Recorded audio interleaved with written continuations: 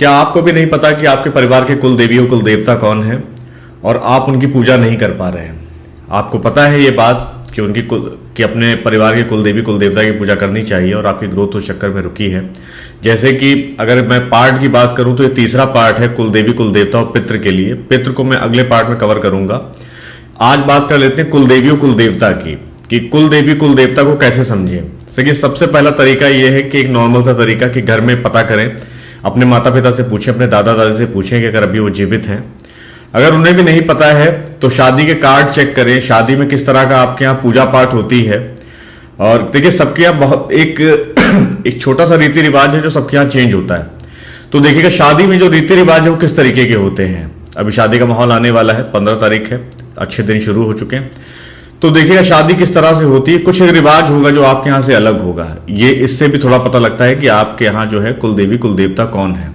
ठीक है, यहां से भी ना पता लगे तो अपने गांव पक्ष को देखिए, क्योंकि हम कितने भी मॉडर्न क्यों ना बन जाएं, लेकिन हम कहीं ना कहीं अपने गांव से अटैच हैं। तो गांव में जाइए और गांव में देखिए कि वहां पे पूजा किस तरह से होती है। वहां पर कुल देवी कुल देवता का क्या कोई मंदिर है?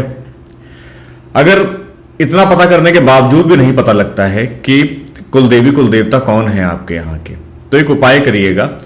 11 शुक्रवार आपको 11 फूल चढ़ाने हैं मां दुर्गा को, और एक गुलाब के फूल में इत्र लगा के पंडित जी से आशीर्वाद स्वरूप ले लीजिएगा आप। ठीक है, फिर घर पर आइए। घर पे आने के बाद तकिए के नीचे उस गुलाब को रख दीजिएगा। हो सकता है कि पहले शुक्रवार को ही ये सपना आ जाए कि कुल देवी कुल देवता कौन है आपके यहाँ के, वो अपना नाम खुद बता देंगे आपको। ठीक, और अगर नहीं होता तो कम से कम 11 शुक्रवार करिए। अच्छा, बात यह है कि जिस तरह से आप उनको ढूंढ रहे हैं कुल देवी कुल देवता को कि कौन है, आपको सेवा करनी है उनकी, बशर्ते हमारी जरूरतें हैं। ठीक है, कोई प्रेम नहीं होता, उसी तरीके से वो भी ढूंढ रहे होते हैं हमें, अगर कहीं खो जाते हैं।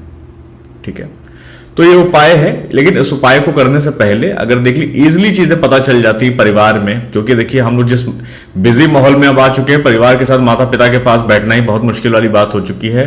परिवार में लोगों के पास बैठना और पता करना तो बहुत बड़ा मुद्दा हो गया। ठीक है, तो पता चल सकता है तो पता कर लीजिए उन सब चीजों से। थोड़ा जागरूक रहेंगे शादी ब्याह में अपने यहाँ, तो आप समझ जाएंगे कि वो पूजा पाठ किस तरह से हो रही है आपके घर में, कौन से रीति रिवाज है। सबके घर में कुछ ना कुछ अलग होता है। ठीक है दोस्तों, चलिए फिर मिलते हैं अगले एपिसोड में।